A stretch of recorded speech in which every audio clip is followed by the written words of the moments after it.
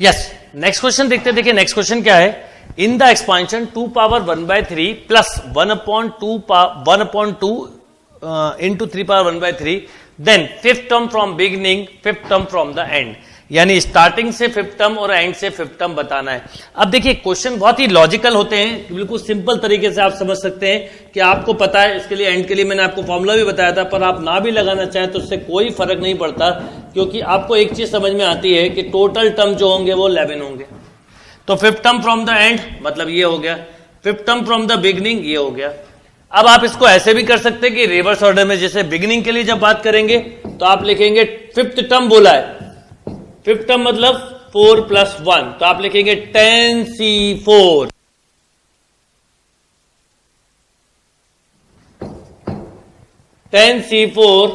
Into 2 की power 1/3 और इनका डिफरेंस यानी 6/3 एंड 1/2 3 पावर 1/3 होल पावर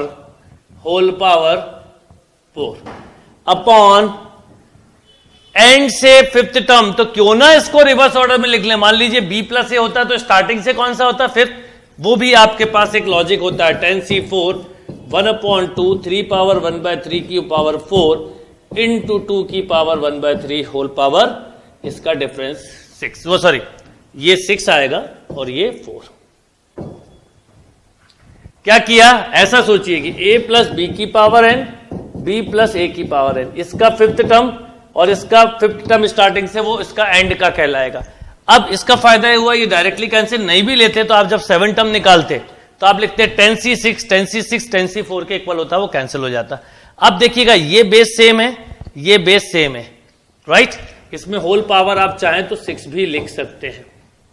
तो क्या होगा, आपको ऐसा एक तरह से समझना है कि 2 की पावर 6/3 माइनस ऑफ 4/3 इंटू ये आएगा 1/2 की पावर 4 अपॉन 1/2 की पावर 6, ये है ऊपर चला जाएगा 3 की पावर 6/3 माइनस 3 की पावर 4/3, क्योंकि अपॉन में आ जाएगा। बस कैलकुलेशन मिस्टेक कहीं ना हो, इसका ध्यान रखना है।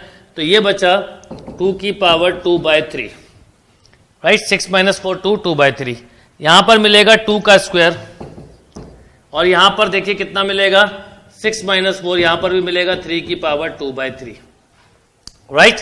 अब आप आंसर्स के टर्म देखिए तो आपको समझ में आ जाएगा। इन दोनों को हम एक साथ भी लिख सकते हैं, तो ऐसा भी लिख सकते हैं 6 की पावर 2/3 इंटू 4, राइट।